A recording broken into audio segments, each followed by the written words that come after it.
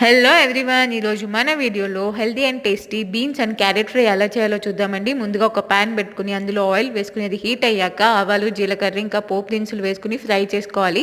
తర్వాత దీనిలో సన్నగా కట్ చేసి పెట్టుకున్న ఆనియన్స్, మిర్చి ఇంకా పసుపు వేసుకుని ఫ్రై అయ్యాక ముందుగా కట్ చేసి పెట్టుకున్న బీన్స్ కూడా వేసి ఒక 5 నిమిషాల పాటు మూత పెట్టేసుకుని ఫ్రై చేసుకోవాలండి. 5 నిమిషాల తర్వాత మూత తీసి చూస్తే బీన్స్ ఆల్మోస్ట్ కుక్ అయిపోతాయి.